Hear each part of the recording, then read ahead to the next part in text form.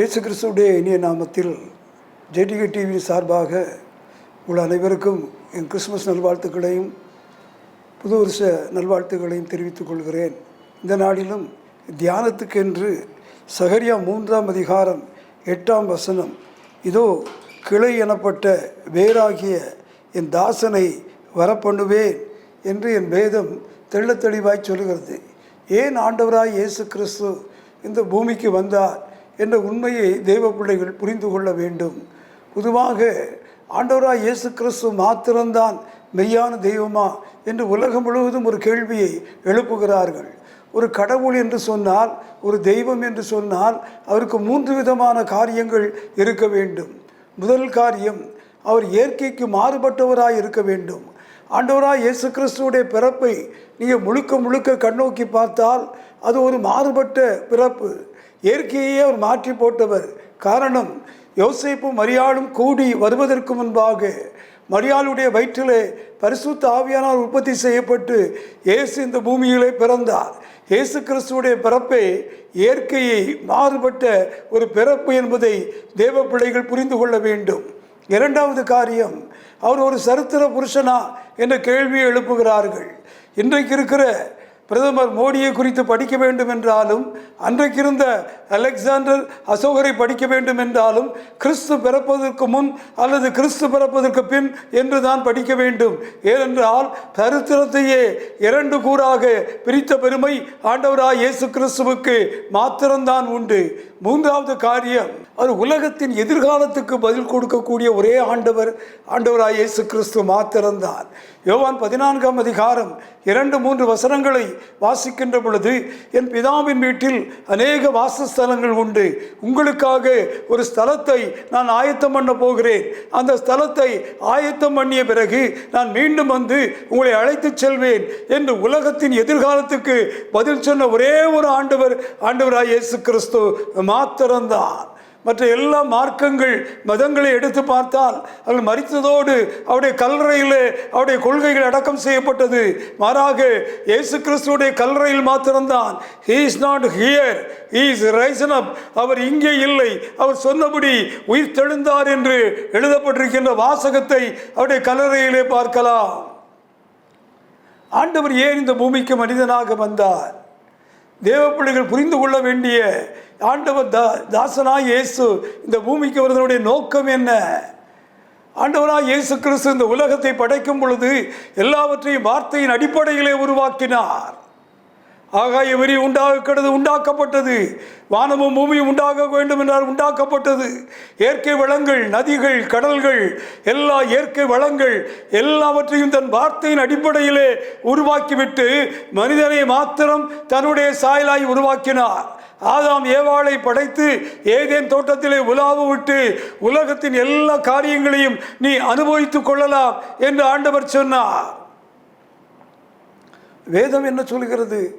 ஆதாம் ஏவாளுக்கு பிறந்த முதல் வம்சம் காயின் ஆபேலுடைய வாழ்க்கையை படித்து பார்க்கின்ற பொழுது, காயின் ஆண்டவருக்கு விரோதமாய் செயல்பட்டான், ஆபேல் கர்த்தருக்கு உண்மையாக இருந்தான். எல்லா காரியத்திலும் ஆபேல் கர்த்தருக்கு உண்மையாகவே இருந்தான். அதன் நிமித்தமாக காயின் ஆபேல் மேல் கோபம் கொண்டான். காயினுடைய காணிக்கையை கர்த்தர் புறக்கணித்தார், ஆபேலுடைய காணிக்கையை கர்த்தர் அங்கீகரித்தார். அதன் நிமித்தமாக காயின் ஆபேலை கொலை செய்தான். முதலாவது உருவாக்கப்பட்ட ஒரு மனித வம்சமே ஒரு கொலைகார குடும்பமாய் மாறிய பிறகு என் ஆண்டவருடைய உள்ளம் பதபதைக்க ஆரம்பித்தது. எங்கு இவர்கள், இந்த மனித வர்க்கம் தன்னை விட்டு விலகி போய்விடுமா என்பதை தீர்மானம் எடுத்த ஆண்டவர், பிதா, குமாரன், பரிசுத்த ஆவியானவர் 3 பேரும் இணைந்து ஒரு ஆலோசனை மேற்கொண்டிருக்கலாம்.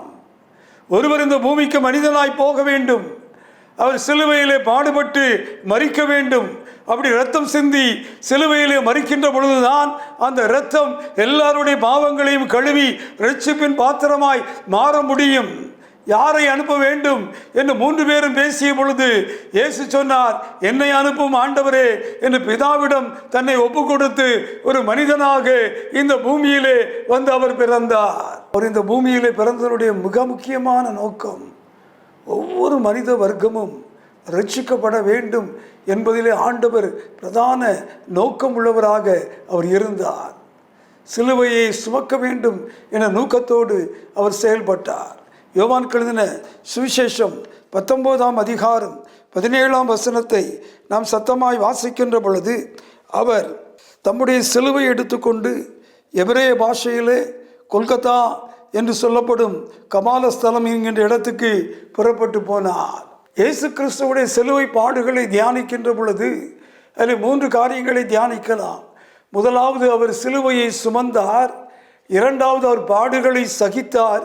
மூன்றாவது, அவர் வெற்றி வீரராக இன்றைக்கு பிதாவுடைய வலது பாரிசத்திலே அவர் வீற்றிருக்கிறார். ஆண்டவருடைய வார்த்தையை கேட்டுக்கொண்டிருக்கிற என் அருமையான தேவ ஜனமே, சிலுவையை பற்றிய உபதேசம் கெட்டு போகிறவர்களுக்கு பைத்தியமாய் இருக்கிறது. ரட்சிக்கப்படுகின்ற நமக்கோ அது தேவ பலனாய் இருக்கிறது என்பதை தெய்வ பிள்ளைகள் புரிந்து கொள்ள வேண்டும்.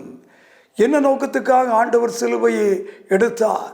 என்ன நோக்கத்துக்காக ஆண்டவர் சிலுவையிலே இரத்தம் சிந்தினார்? எந்த நோக்கத்துக்காக ஆண்டவர் சிலுவையிலே மரித்தார் என்பதை தேவ பிள்ளைகள் புரிந்து கொள்ள வேண்டும் என்று கர்த்தர் இன்றைக்கு விரும்பி காத்திருக்கிறார்.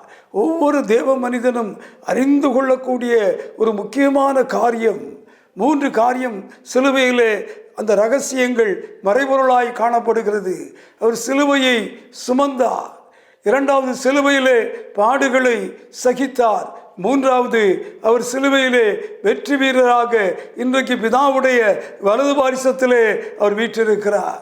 ஆண்டவருடைய வார்த்தையை கேட்டுக்கொண்டிருக்கிற என் அருமையான தேவ ஜனமே, சிலுவையிலே அவர் என்னென்ன காரியங்களை சுமந்தார் என்பதை குறித்த தியானத்துக்குள்ளே நாம் கடந்து போகலாம். முதலாவது, அவர் எசேயா 53ஆம் அதிகாரம் 12ஆம் வசனத்தை வாசிக்கின்ற பொழுது, அவர் தம்முடைய ஆத்மாவை மரணத்திலே ஊற்றி அக்கிரமக்காரர் ஒருவராய் எண்ணப்பட்டு அநேகருடைய பாவத்தை தாமே சுமந்தார். எல்லாருடைய பாவங்களையும் அவர் சிலுவையிலே சுமந்து தீர்த்து விட்டார். எல்லாருடைய பாவங்களும், உலகத்தில் வாழ்கிற எல்லா ஜனங்களுடைய பாவங்களையும் அவர் சிலுவையிலே சுமந்து தீர்த்து விட்டார். கர்த்தருடைய வார்த்தையை கேட்டுக்கொண்டிருக்கிற என் அருமையான தேவ ஜனமே, அந்த பாவம் இயேசு கிறிஸ்து அந்த சிலுவையிலே சிந்திய அந்த இரத்தம், அந்த இரத்தம்தான் இயேசு கிறிஸ்துவுடைய இரத்தத்தை கழுவி சுத்திகரிக்க முடியும். காரணம் என்ன? அவருடைய இரத்தம் மாத்திரம்தான் பரிசுத்தமான இரத்தம். சில ஆண்டுகளுக்கு முன்பாக என்னுடைய வேலை விஷயமாக நான் தூத்துக்குடிக்கு புறப்பட்டு சென்றிருந்தேன். அப்படி பஸ்ஸில் போகும் பொழுது, பொதுவாக வெளி இடங்களுக்கு செல்லும் பொழுது ஒரு ஆவிக்குரிய புஸ்தகத்தை படித்து கொண்டு செல்வது வழக்கம். அப்படி நான் ஒரு ஆவிக்குரிய புஸ்தகத்தை படித்து கொண்டு போகும் பொழுது எனக்கு அருகிலே ஒரு ரிட்டையர்டு ரெஜிஸ்ட்ரார் அமர்ந்திருந்தார். அவர் என்னை பார்த்து கேட்டார், நீங்கள் ஒரு கிறிஸ்தவரா என்று கேட்டார். ஆம், நான் ஒரு கிறிஸ்தவர் தான் என்று சொன்னேன். ஐயா, உங்களிடம் ஒரு சந்தேகம் கேட்க வேண்டும். இன்றைக்கு பல இடங்களிலே நான் பார்த்திருக்கிறேன், இந்த செவற்றிலே இயேசு கிறிஸ்துவுடைய இரத்தம் சகல பாவங்களையும் கழுவி சுத்திகரிக்கும் என்ற வாசகத்தை படித்தேன். ஒரு தனிப்பட்ட மனிதனுடைய இரத்தம் எப்படி எல்லா பாவங்களையும் கழுவி சுத்திகரிக்க முடியும்? இதனுடைய விளக்கம் எனக்கு தெரிய வேண்டும். ஏனென்றால் இயேசு கிறிஸ்து யோசேப்புக்கும் மரியாளுக்கும் பிறந்த ஒரு மனிதன் தானே. அந்த மனிதனுடைய இரத்தம் எப்படி சகல பாவங்களையும் கழுவி சுத்திகரிக்க முடியும் என்ற பெரிய கேள்வியை எனக்கு எழுப்பினார். வேதத்தை திறந்து இந்த காரியம் இப்படி சொல்லப்பட்டிருக்கிறது, அந்த காரியம் அப்படி சொல்லப்பட்டிருக்கிறது என்று சொல்லாதபடி அவரை பார்த்து கேட்டேன், நீங்கள் வேதத்தை படிக்கின்ற பொழுது கவனமாக நிறுத்தி நிதானமாக நீங்கள் படிக்க வேண்டும். மத்தேயு 1ஆம் அதிகாரத்தை நீங்கள் வாசித்து பார்க்கின்ற பொழுது யோசேப்பும் மரியாளும் கூடி வருவதற்கு முன்பாக மரியாளுடைய வயிற்றிலே பரிசுத்த ஆவியானவரால் இயேசு கிறிஸ்து உற்பத்தி செய்யப்பட்டு இந்த பூமியிலே பிறந்தார். பரிசுத்த ஆவியானவரால் உற்பத்தி செய்யப்பட்டு பிறந்த இயேசு கிறிஸ்துடைய இரத்தம் மாத்திரம்தான் பரிசுத்த இரத்தம். அது மனுஷனுக்கும் மனுஷிக்கும் பிறந்த அந்த இரத்தம் அல்ல, மாறாக பரிசுத்த ஆவியானவரால் உருவாக்கப்பட்ட இயேசு கிறிஸ்துடைய இரத்தம் பரிசுத்தமான இரத்தம். அந்த இரத்தத்துக்கு மாத்திரம்தான் சகல பாவங்களையும் கழுவி சுத்திகரிக்கக்கூடிய வல்லமை உண்டு என்று நான் அவரிடம் சொன்னேன். அவர் ஆச்சரியப்பட்டவராக கேட்டார், நல்லது, ஒருவேளை அது பரிசுத்த இரத்தமாகவே இருக்கட்டும். அப்படி பரிசுத்த இரத்தமாக இருந்தாலும் அந்த இரத்தம் எல்லாருடைய பாவங்களையும், உலகத்தில் வாழ்கிற எல்லா ஜனங்களுடைய பாவங்களையும் அந்த இரத்தம் கழுவி சுத்திகரிக்க முடியுமா? ஒரு தனிப்பட்ட மனிதனுடைய இரத்தம் எப்படி சகல பாவங்களையும் கழுவி சுத்திகரிக்க முடியும் என்று அடுத்த கேள்வி எழுப்பினார். அவரிடம் கேட்டேன், நீங்கள் சரித்திரம் படித்திருக்கிறீர்களா என்று கேட்டேன். அவர் சொன்னார், நான் BA ஹிஸ்ட்ரி தான் எடுத்திருக்கிறேன் என்று அவர் சொன்னார். நல்லது, BA ஹிஸ்ட்ரி எடுத்திருக்கிற நீங்கள் 2ஆம் உலகப் போரை குறித்து கேள்விப்பட்டிருக்கிறீர்களா என்று கேட்டேன். கேள்விப்பட்டிருக்கிறேன் என்று சொன்னார். 2ஆம் உலகப் போரிலே ஜப்பான் தேசத்திலே நாகசாகி, ஹிரோஷிமா என்ற 2 பட்டணங்கள் மனிதன் உருவாக்கிய அணுகுண்டினால் முற்றிலுமாய் அழிக்கப்பட்டு எல்லா ஜனங்களும் மரித்து போனார்கள். அந்த சம்பவம் உங்களுக்கு நினைவிருக்கிறதா என்று கேட்டேன். நன்றாக நினைவிருக்கிறது என்று சொன்னார். ஐயா, மனிதன் உருவாக்கிய ஒரு அணுகுண்டு 2 பட்டணத்தில் உள்ள எல்லா ஜனங்களையும் அழிக்க முடியும் என்றால், அந்த மனிதனை உருவாக்கிய இயேசு கிறிஸ்துவுடைய இரத்தம் ஏன் சகல பாவங்களையும் கழுவி சுத்திகரிக்க முடியாது என்ற கேள்வி எழுப்பினேன். வருத்தத்தோடு அதை ஒப்புக்கொண்டார். கர்த்தருடைய வார்த்தையை கேட்டுக்கொண்டிருக்கிற என் அருமையான தேவஜனமே, எல்லாருடைய பாவங்களையும் கழுவி தீர்க்கக்கூடிய வல்லமை அவருடைய இரத்தத்துக்கு மாத்திரம்தான் உண்டு என்பதை தேவ பிள்ளைகள் புரிந்து கொள்ள வேண்டும் என்று கர்த்தர் இன்றைக்கு விரும்பி காத்திருக்கிறார். ஆண்டவருடைய வார்த்தையை கேட்டுக்கொண்டிருக்கிற என் அருமையான தேவ ஜனமே, அவருடைய இரத்தம் மாத்திரம்தான் எல்லாருடைய பாவங்களையும் அது கழுவி சுத்திகரிக்க போதுமானதாக இருக்கிறது என்பதை தேவ பிள்ளைகள் புரிந்து கொள்ள வேண்டும். அதனால் தான் ஆண்டவர் சொன்னார், யோவான் 1ஆம் அதிகாரம் 12ஆம் வசனம், அவருடைய நாமத்தின் மேல் விசுவாசம் உள்ளவர்களாய் அவரை ஏற்றுக்கொண்டவர்கள் எத்தனை பேரோ அத்தனை பேரும் அவருடைய பிள்ளைகளாகும்படி அவர்களுக்கு அவர் ஒரு அதிகாரம் கொடுக்கிறார். இயேசுவை ஏற்றுக்கொள்ளும் பொழுது இயேசு எப்பொழுது தன்னுடைய உள்ளத்துக்குள் வருவார்? ஆண்டவர் சொல்கிறார், வெளிப்படுத்தல் 3:20, இதோ வாசல் படியில் இன்று கதவை தட்டுகிறேன், ஒருவன் இருதய கதவை திறந்தால் உள்ளே நுழைந்து அவனோடு நான் போஜனம் பண்ணுவேன் என்று ஆண்டவர் சொன்னார். எப்பொழுது அவர் இருதயத்துக்குள் நுழைய முடியும்? இருதயம் மகா திருக்குள்ளதும் கேடுமானது என்று எரேமியா 17ஆம் அதிகாரத்திலே வாசிக்கிறோம். மார்க் 7:21, 22 வாசிக்கின்ற பொழுது இருதயம் முழுவதும் அசுத்தம் நிரம்பியதாக இருக்கிறது. அதிலே பொருளாசை, பொறாமை, வன்கண், பொறாமை, எரிச்சல், கொலைகள், களவுகள், எல்லா இச்சையின் காரியங்கள் எல்லாம் இருதயத்திலே அடங்கி கிடக்கிறது. அந்த இருதயத்தில் உள்ள எல்லா பாவங்களும் கழுவி சுத்திகரிக்கப்பட வேண்டும் என்றால் அதற்கு இயேசு கிறிஸ்துவுடைய இரத்தம் போதுமானதாய் இருக்கிறது என்பதை தேவ பிள்ளைகள் புரிந்து கொள்ள வேண்டும் என்று கர்த்தர் இன்றைக்கு விரும்பி காத்திருக்கிறார். அந்த பாவங்கள் கழுவி சுத்திகரிக்கப்பட்ட பிறகுதான் நீ எனக்கு மகனாக மகளாக மாற முடியும் மகனே என்பதை நீ புரிந்து கொள்ள வேண்டும். முதலாவது, உலகத்தில் வாழ்கிற எல்லா ஜனங்களுடைய பாவங்களை கழுவி சுத்திகரிப்பதற்காக ஆண்டவர் தன்னை சிலுவையிலே அவர் ஒப்பு கொடுத்தார். அதன் நிமித்தமாகத்தான் அவர் இந்த பூமிக்கு அவர் கடந்து வந்தார். இயேசு கிறிஸ்து இந்த பூமிக்கு வருவதற்கு ஒரு நோக்கம் உண்டு, ஒரு திட்டம் உண்டு, ஒரு தரிசனம் உண்டு. மகனே, மகளே, மனித வர்க்கம் மாற்றப்பட வேண்டும், மனித வர்க்கம் மீட்கப்பட வேண்டும், மனித வர்க்கம் ரட்சிக்கப்பட வேண்டும் என்றால் இயேசு கிறிஸ்துவுடைய இரத்தம் இல்லாமல் ரட்சிப்பு இல்லை. ஆண்டவருடைய வார்த்தையை கேட்டுக்கொண்டிருக்கிற என் அருமையான தேவன், இந்த பாவத்தை கழுவி சுத்திகரிக்க வேண்டும் என்றால் இயேசு கிறிஸ்துவுடைய இரத்தம் விலையேற பெற்ற ஒன்று என்பதை தேவ பிள்ளைகள் புரிந்து கொள்ள வேண்டும் என்று கர்த்தர் இன்றைக்கு விரும்பி காத்திருக்கிறார். ஹட்சன் டெய்லர் ஆண்டவருடைய மகத்தான பணியை சீனாவில் செய்த அற்புதமான தேவ மனிதன். அவர் இங்கிலாந்திலே அவர் வசித்து வந்தவர்.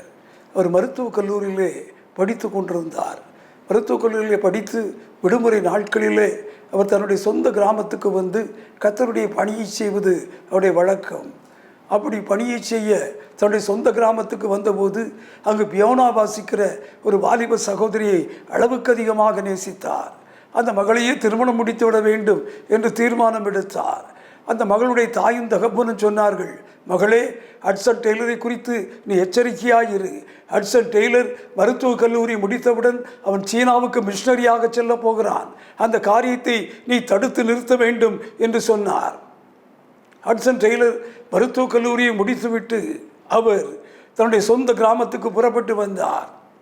அவளை சந்தித்த அந்த வாலிப சகோதரி கேட்டாள், நீங்கள் சீனாவுக்கு மிஷனரியாக செல்வதாக அறிந்தேன், அது உண்மையா என்று கேட்டாள்.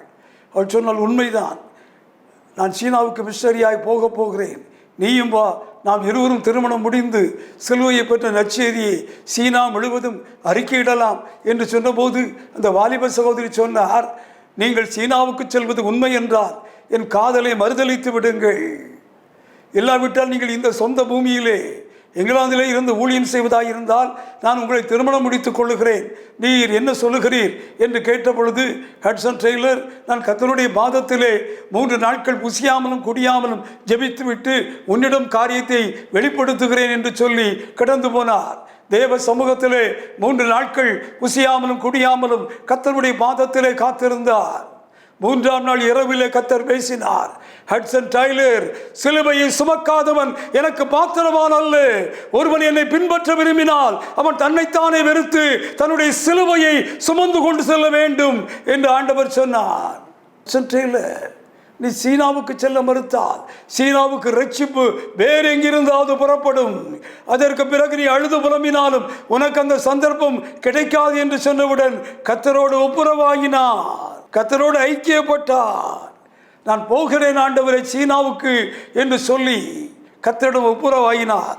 அடுத்த நாள் அந்த அருமையான வாலிப சகோதரியை சந்தித்த போது வாலிப சகோதரி கேட்டாள், நீர் என்ன சொல்கிறீர்? எனக்கு இருக்கிறது ஒரே ஒரு இருதயம், அதை இயேசுவுக்கு நான் ஒப்பு கொடுத்து விட்டேன்.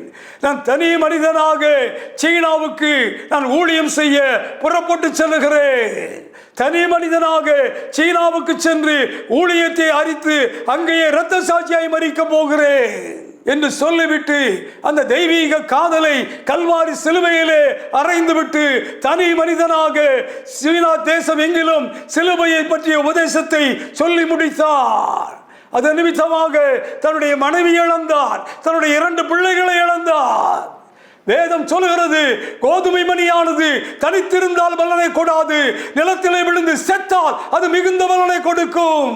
சமீபத்தில் வந்து ஹிந்து பத்திரிகை சொல்லுகிறது, சீன தேசத்திலே கிறிஸ்தவர்கள் பெருகிக் கொண்டிருக்கிறார்கள், அண்டர்கிரவுண்ட் மினிஸ்ட்ரி வளர்ந்து கொண்டிருக்கிறது. இனி வரக்கூடிய நாட்களிலே சீன தேசம் கிறிஸ்தவ தேசம் என்று அறிவிக்கப்படும். கிறிஸ்தவை உடையவர்கள் தன்னுடைய மாம்சத்தையும் அதன் ஆசை இச்சைகளையும் சிலுவையில் அறைந்திருக்கிறார்கள்.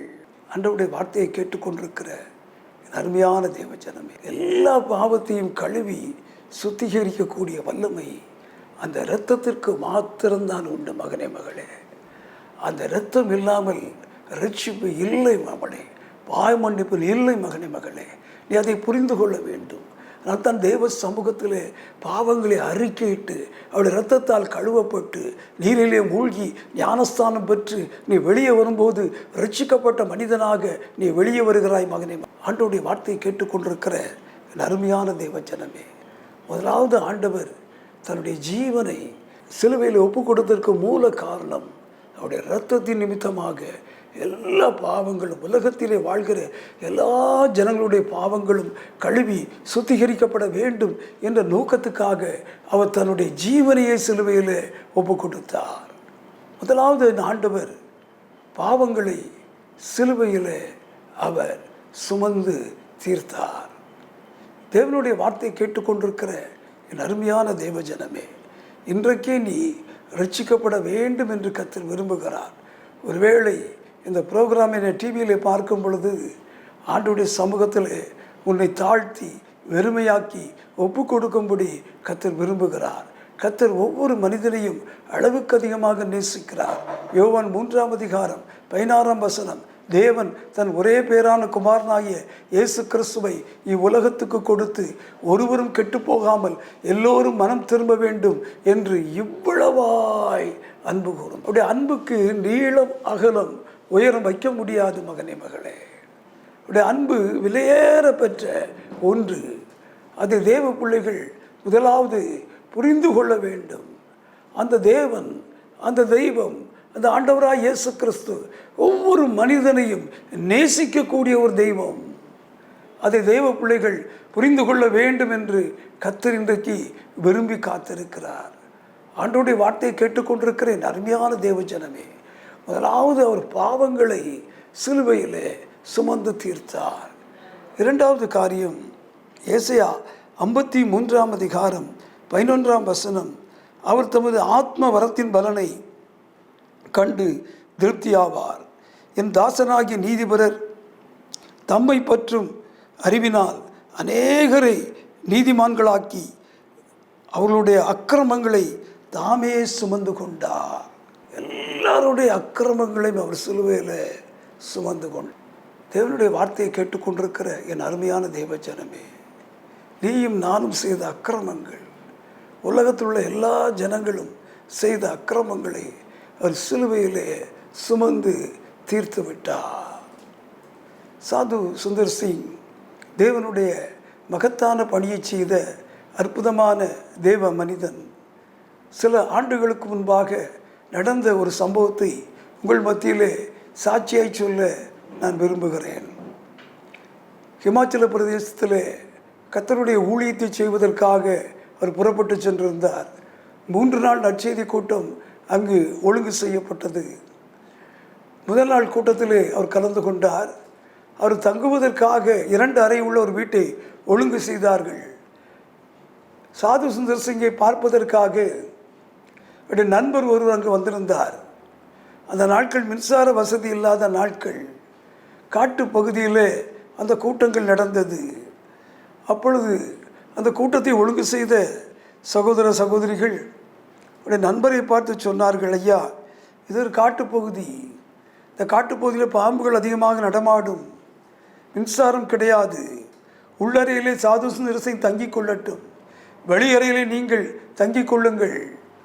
உள்ளறையில் அவர் வேதம் படிப்பதற்கு ஒரு குத்து விளக்கை ஏற்றி வைக்கிறோம் என்று சொல்லி அந்த நண்பரிடம் ஒரு பிரம்பை கொடுத்து விட்டு போனார்.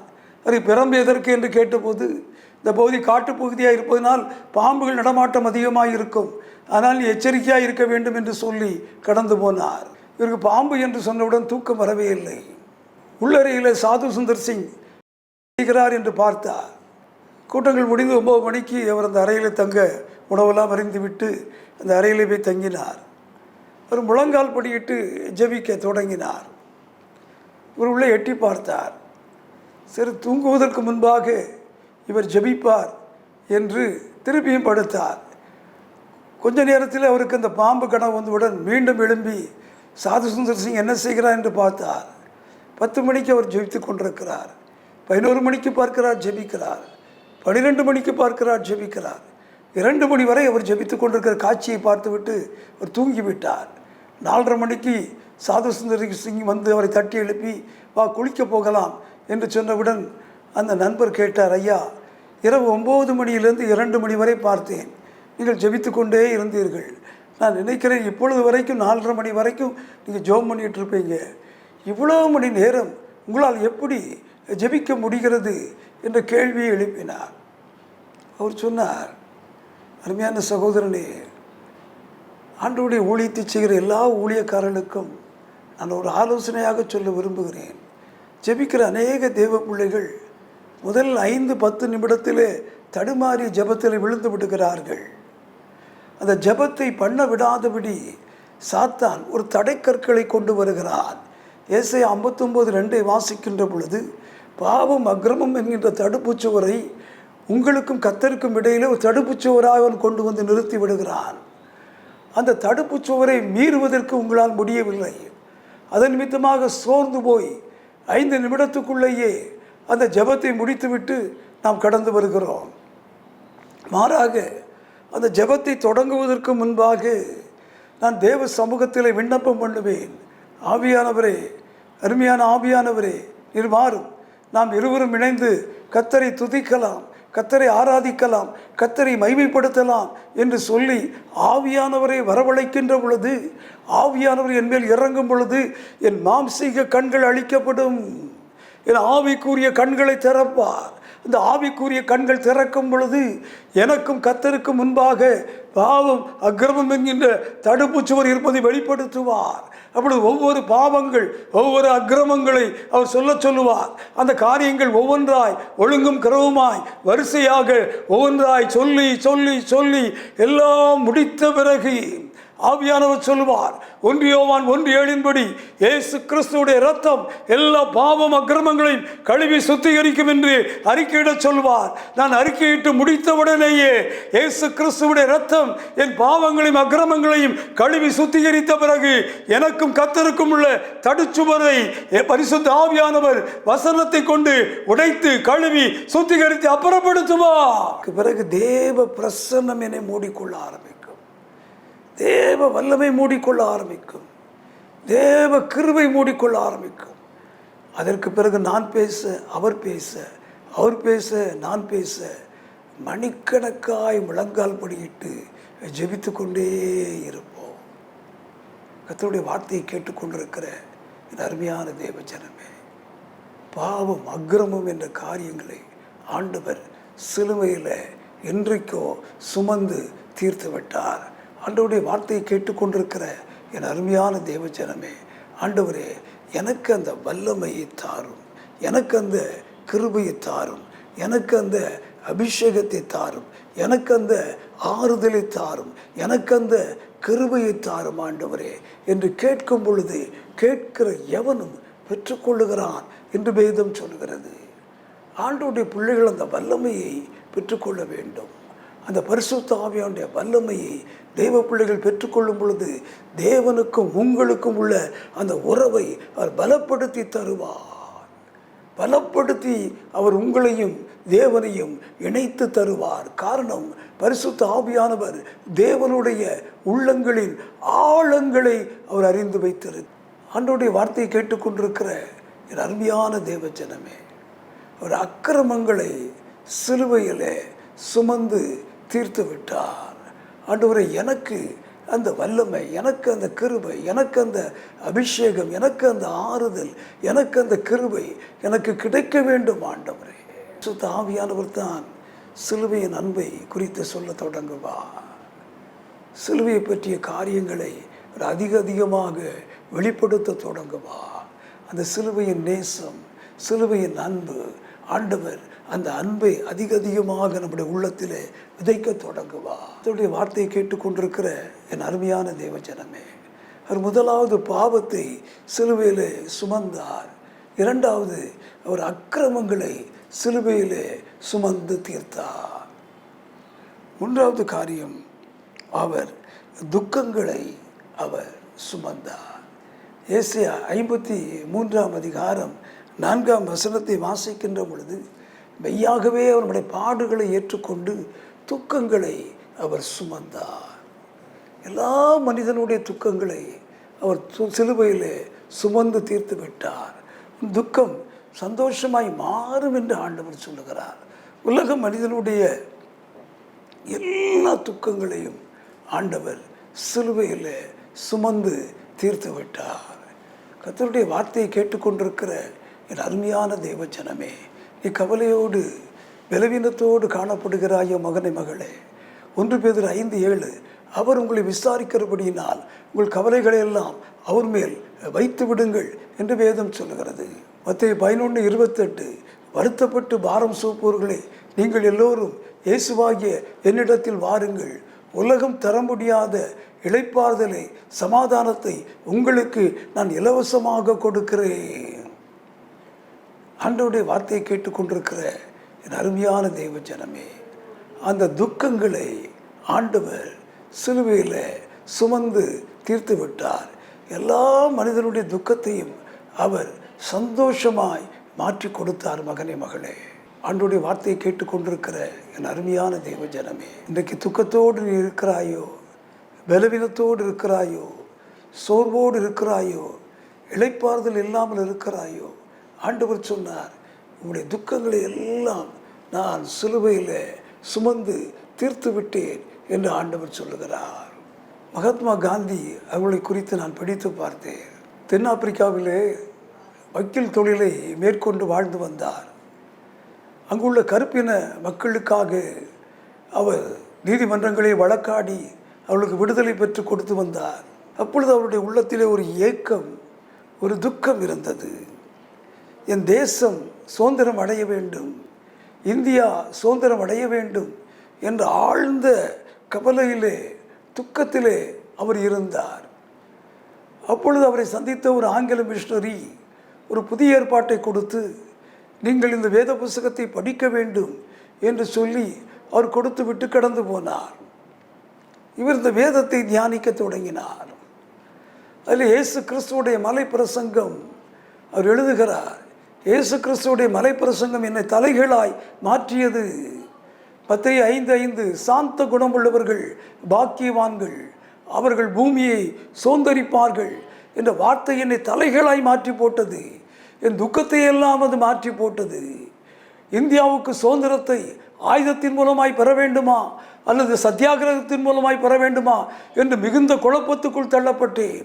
ஆனால் இயேசு கிறிஸ்துவுடைய நற்செய்தி நூல், நீ சாந்த குணமுள்ளவனாய் இருந்தால் பூமியை சுதந்திரித்துக் கொள்ள முடியும் என்ற உண்மையை வெளிப்படுத்தியது. அதன் நிமித்தமாக ஆயுத புரட்சியை கைவிட்டேன், நான் சத்தியாகிரகத்தை மேற்கொண்டேன், இந்தியாவுக்கு சுதந்திரத்தை வாங்கி கொடுத்தேன் என்று எழுதினார் காந்தியடிகள். அதே காந்தியடிகள் இயேசுவை முழுமையாக தெரிந்து கொள்ள வேண்டும் என்ற நோக்கத்துக்காக ஆலயத்துக்கு வர வேண்டும், கர்த்தருடைய ஆராதனையில் பங்கு பெற வேண்டும் என்று வேக வேகமாக ஞாயிற்றுக்கிழமை முதல் ஆளாக முன் வரிசையிலே முதல் இருக்கையிலே அமர்ந்திருந்தார். கர்த்தரை ஆராதிக்க வேண்டும், கர்த்தரை தொழுது கொள்ள வேண்டும், கர்த்தரை பணிந்து கொள்ள வேண்டும் என்று ஆர்வத்தோடு வந்து காத்திருந்தார். அப்பொழுது வந்து ஒரு ஆங்கிலேயன் முதுகை தட்டி, நான் உட்கார்ற இடம், நீ பின்சட்டில் உட்கார் என்று சொல்ல, இப்படி ஒவ்வொருவராய் வந்து அவரை வெளியே தள்ளி தள்ளி கடைசி வரிசையில் அமர்ந்திருந்தார். வேதனையோடு துக்கத்தோடு அமர்ந்திருந்தார். கடைசியாக வந்த அந்த ஆங்கிலேயனுடைய சட்டையை பிடிச்சி தரதரவென்று இழுத்து ஆலயத்துக்கு வெளியே தள்ளி, ஆலயத்துக்கு முன்பாக என்ன எழுதப்பட்டிருக்கிறது என்று வாசித்து விட்டு நீ வா என்று சொல்லி வெளியே தள்ளினார். காந்தியடிகள் ஆலயத்தின் வெளியே எழுதப்பட்ட வாசகத்தை படித்தார். The church is built only for white, not others. இந்த ஆலயம் வெள்ளையர்களுக்காக கட்டப்பட்டது, மற்றவர்களுக்காக அல்ல என்று சொல்லப்பட்ட வாசகத்தை பார்த்துவிட்டு அவர் யங் இந்தியா பத்திரிகையிலே கொடுத்த பேட்டியை படித்தேன். I like Christianity but I dislike Christians. நான் கிறிஸ்தவத்தை நேசிக்கிறேன், கிறிஸ்தவர்களை வெறுக்கிறேன் என்று அவர் சொன்னார். அன்றைக்கு ஒரு கிறிஸ்தவன் காந்தியடிகளை அரவணைத்து அன்பு காட்டி ஆலயத்திலே அமர பண்ணியிருந்தால் நான் நிச்சயமாக சொல்வேன், இந்தியாவுக்கு முதல் மிஷனரியாக மகாத்மா காந்தி வந்திருப்பார். உன்னில் அன்பு கூறுவது போல மற்றவரிடம் அன்பு செலுத்து என்று சொன்ன ஆண்டவர் அன்பின் ஐக்கியத்திலே கட்டப்பட்ட கிறிஸ்தவத்தை இன்றைக்கு கிறிஸ்தவர்களாகி நாம் உடைத்து கொண்டிருக்கிறோம். ஆண்டவருடைய வார்த்தையை கேட்டுக்கொண்டிருக்கிற அருமையான தேவஜனமே, எல்லாருடைய துக்கங்களையும் அவர் சிலுவையில் சுமந்து தீர்த்தார். எல்லாருடைய துக்கங்களையும், உலகத்தில் வாழ்கிற எல்லா ஜனங்களுடைய துக்கங்களையும் அவர் சிலுவையில் சுமந்து தீர்த்தார். தேவ பிள்ளைகள் அந்த ரகசியத்தை புரிந்து கொள்ள வேண்டும். நீ அந்த துக்கத்திலிருந்து விடுதலை பெற்றால்தான் அந்த துக்கத்தை குறித்து மற்ற மக்களுக்கு அறிவிக்கப்பட முடியும். குமாரன் விடுதலையாக்கினால் மெய்யாகவே நீங்கள் விடுதலையாக்கப்படுவீர்கள் என்று வேதம் சொல்கிறது. சில ஆண்டுகளுக்கு முன்பாக நடந்த ஒரு சம்பவத்தை உங்கள் மத்தியில் சொல்ல நான் வாஞ்சிக்கிறேன். நான் ரட்சிக்கப்பட்டு புதிது என்ற இருதயம் பாதிக்கப்பட்டு ஆஸ்பத்திரியில் அட்மிட் ஆகப்பட்டு இருதயம் எனக்கு நின்று ஓடி பிறகு நான் உயிர் பிழைத்தேன். அந்த பலவீனத்தின் மத்தியிலும் கர்த்தருடைய பலன் என்னை இன்றைக்கு வரைக்கும் இந்த ஊழியத்தின் பாதையிலே நடத்தி கொண்டிருக்கிறது. அன்றைக்கு மழை அதிகமாக பெய்து கொண்டிருந்த காரியம், அங்கே இருக்கிற ஒரு எஸ்டிடி பூத்திலே, அந்த நாட்களிலே செல்ஃபோன் வசதி இல்லாத நாட்கள், அந்த எஸ்டிடி பூத்திலே அதை நடத்தி கொண்டிருந்த ஓனர், அவரிடம் இயேசுவை குறித்து நான் அதிகமாக விவாதிப்பேன். என்றால் அந்த நாட்களிலே மெடிக்கல் ஸ்டூடெண்ட்ஸ் எல்லாம் அங்கே தான் வந்து ஃபோன் பண்ண முடியும். என்னை பார்த்து அல்லேலூயா அல்லேலூயா என்று கேலி பேச ஆரம்பித்தார்கள். சில நாட்களாக அந்த பக்கம் போவதை தவிர்த்தேன். ஒரு நாள் ஊழியத்தை முடித்துவிட்டு வீட்டுக்கு வருகிறேன். மழை அதிகமாக பெய்து கொண்டிருக்கிறது. என்ன செய்ய வேண்டும் என்று எனக்கு புரியவில்லை. அப்பொழுது நான் உடையை கழற்றி படுக்க போகும் பொழுது ஆண்டவர் சொன்னார், உடையை மாற்று, ஒரு மனிதன் தற்கொலையை நோக்கி புறப்பட்டு போய் கொண்டிருக்கிறான், நீ சீக்கிரமாக அந்த இடத்துக்கு கடந்து போ என்று சொன்னவுடன் நான் வேக வேகமாக உடையை மாற்றிக்கொண்டு தடுமாறி பயங்கரமாய் மழை பெய்து கொண்டிருக்கிறது. குடையை எடுத்துக்கொண்டு அந்த எஸ்டிடி பூத்துக்கு போனேன்.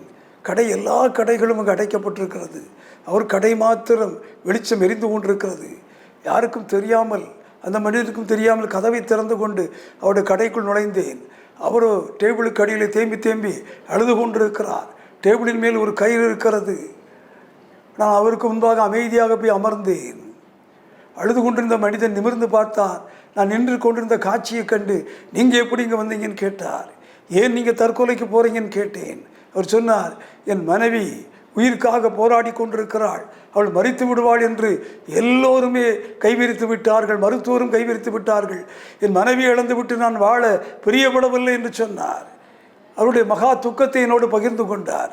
நான் இயேசு கிறிஸ்து எப்படிப்பட்டவர், என்னுடைய பலவீனங்களில் அவர் எப்படி உதவி செய்தார் என்பதெல்லாம் எடுத்து சொல்லி, ஆண்டோடைய அன்பை எடுத்து சொல்லி, அவரோடு பேசி அவருடைய தலையிலே கை வைத்து ஜெபித்த பொழுது தேவ ஆவியானவர் இறங்கி வந்தார். அவருடைய துக்கங்கள் மாறியது. நாங்கள் இருவரும் கரங்களை கோத்து கிட்டத்தட்ட பல மணி நேரம் ஜெபித்து விட்டு நான் சொன்னேன், உங்கள் மனைவிக்கு வந்த மஞ்சள் காமால் நோயை கர்த்தர் விடுதலை கொடுக்கிறார் என்று சொல்லி கடந்து போனேன். இரவு நேரத்தில் அவர் என்னை சந்தித்து சொன்னார், நீங்கள் சொன்னது போல என் மனைவிக்கு இருக்கின்ற மஞ்சள் காமாலை வியாதி நீக்கப்பட்டு அவள் பரிபூர்ண சுகம் பெற்றாள் என்று சொல்லி இன்றைக்கு அந்த சகோதரன் கர்த்தருடைய ஊழியக்காரனாய் மாறிவிட்டார். 2 கொரிந்தியர் 5:17 எப்படி இருக்க ஒருவன் கிறிஸ்துவுக்குள் இருந்தால் அவன் புது சிருஷ்டியாகிறான், பழைகள் எல்லாம் ஒழிந்து போயின, எல்லாம் புதிதாய் மாறின. எந்த தடாச்சட்டமோ பிடாச்சட்டமோ செய்ய முடியாத காரியத்தை கிறிஸ்து ஒரு மனிதனுக்குள் வரும் பொழுது அவன் புது சிருஷ்டியாய் மாறுகிறான். 4வது காரியம் மத்தேயு 8:17, அந்தபடியே பலவீனங்களை ஏற்றுக்கொண்டு அவர் நோய்களை அவர் சுமந்தார். எல்லா மனிதனுடைய நோய்களை அவர் சிலுவையில் சுமந்தார். மகனே மகளே, எபேசியர் 5:30 தேவப்பிள்ளைகள் ஒவ்வொரு அந்த வசனத்தை மனப்பாடம் படித்து கொள்ளுங்க. குறிப்பாக வியாதிப்பட்டிருக்கிறவர்கள், நோயின் மத்திய தாக்கத்தை ஏற்படுத்தி இருக்கிறவர்கள் இந்த வசனத்தை அறிக்கையிட்டு ஜெபம் பண்ணுங்க. நாம் அவருடைய மாம்சமாக, அவருடைய சரீரத்தின் அவயங்களாக, அவருடைய எலும்புகளுக்கும் உரியவர்களாக இருக்கிறோம். உங்கள் மத்தியில் பேசுகிற வள்ளுவன் இயேசுவின் மாம்சமாக, இயேசுவின் சரீரத்தின் அவயங்களாக, இயேசுவின் எலும்புகளுக்கும் உரியவனாக இருக்கிறேன். நானே இயேசுவாக இருக்கும் பொழுது என் சரீரத்தை எந்த வியாதி தாக்கும் மகனே? நீங்கள் வசனத்தை அறிக்கையிட்டு ஜெபிக்கின்ற பொழுது அந்த வசனத்தின் மூலமாக ஆண்டவர் நமக்கு ஒரு பெரிய விடுதலை கொடுத்து ஆசீர்வதிப்பார். ஜான் முல்லர் ஆப்பிரிக்காவிலே தேவனுடைய பணியை செய்த தேவ மனிதன். அந்த நாட்களிலே கொடிய குளவி நீக்ரோ மக்கள் இனத்தை தாக்கும்போது அவர்கள் நுரை கக்கி காய்ச்சல் வந்து மரித்து போவார்கள். மாற்று மருந்து கண்டுபிடிக்காத ஒரு நேரம் அமெரிக்க மருத்துவர்கள் மிகவும் பிரயாசம் எடுத்து அந்த தடுப்பு மருந்தை கண்டுபிடித்து அங்கே வருகிற எல்லா நீக்ரோ இன மக்களுக்கும் தடுப்பூசியை போட்டுக் கொண்டிருந்தார்கள். அப்பொழுது அந்த வழியாக இந்த ஜான் முல்லரிடம், நீ ஒரு மிஷினரி, கர்த்தருடைய பணியை செய்கிறாய், அதனால் நீ இந்த தடுப்பூசியை போட வேண்டும் என்று சொன்னவுடன் ஜான் முல்லர் சொன்னார், என் உடலை எந்த வியாதியும் தாக்காது, ஏனெனில் நான் எபேசியர் 5:30 பிரதிஷ்டை பண்ணப்பட்டவன். ஜான் முல்லர் இயேசுவின் சரீரத்தின் அவயங்களாக, இயேசுவின் மாம்சமாக, இயேசுவின் எலும்புகளுக்கு உரியவனாயிருக்கிறேன், என்னை எந்த வியாதியும் தாக்காது என்று சொன்னார். நல்லது, உன் உடலை பரிசோதிக்க விரும்புகிறோம் என்று சொன்னார். ஒப்பு கொடுத்தார்.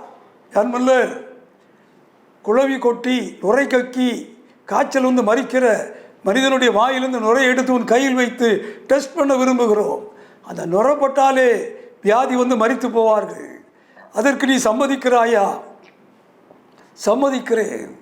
குளவி கொட்டி நுரை கொக்கி காய்ச்சல் வந்து மரித்த ஒரு வாலிபன் நடந்து வாயிலிருந்து நுரையை எடுத்து ஜான் முல்லருடைய கரங்களில் வைத்து மைக்ராஸ்கோப்பில் டெஸ்ட் பண்ணி பார்த்தபோது அந்த நீக்ரோவில் அந்த நுரையில் இருந்த ஒவ்வொரு நோய் கிருமிகளும் செத்து கொண்டிருந்ததாம். கர்த்தருடைய வார்த்தையை கேட்டுக்கொண்டிருக்கிறேன் அருமையான தேவஜனமே.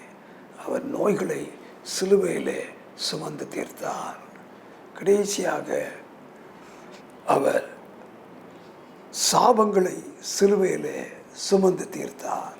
கலாத்தியர் 3ஆம் அதிகாரம் 13ஆம் வசனம், மரத்திலே தூக்கப்பட்டவன் சபிக்கப்பட்டவன் என்று எழுதியிருக்கிறபடியே கிறிஸ்து நமக்காக சாபமாகி நியாயப்பிரமாணத்தின் சாபத்திற்கு நம்மை நீங்களாக்கி மீட்டு கொண்டார். எல்லா சாபங்களையும் அவர் சிலுவையில் சுமந்து தீர்த்தார்.